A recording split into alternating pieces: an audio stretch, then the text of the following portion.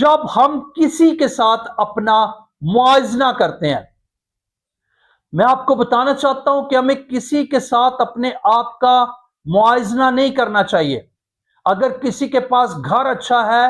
تو ہمیں کوڑنا نہیں چاہیے کہ اس کے پاس گھر اچھا ہے، ہمارے پاس گھر نہیں ہے، یا اس کے بچے بہت اچھے ہیں، وہ پڑھتے لکھتے ہیں، ہمیں ان سے یہ عادت جو ہے یہ اندر جیلس پیدا کرتی ہے، حسد پیدا کر دیتی ہے،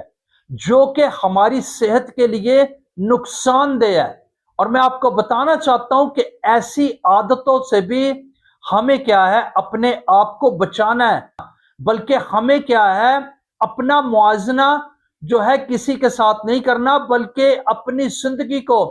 ہمیں بہتر بنانا ہے۔ اور میں آپ کو بتانا چاہتا ہوں کہ آپ واحد ہیں، خدا نے ہر ایک شخص کو اکیلا بنایا ہے، اس کی اپنی پرسنالٹی ہے، اس کا اپنا جو ہے رویہ، اپنی جو ہے وہ باتیں ہیں، اپنا جو ہے اس کا سٹیٹس ہے۔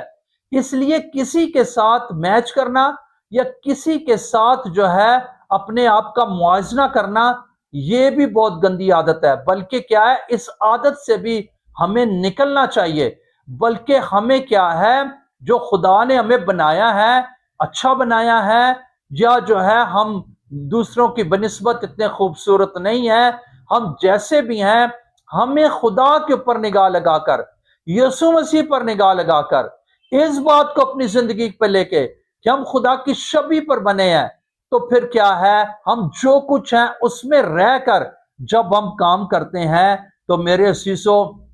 ہم جو ہے پھر برکت پاتے، بڑھتے اور ترقی کرتے ہیں۔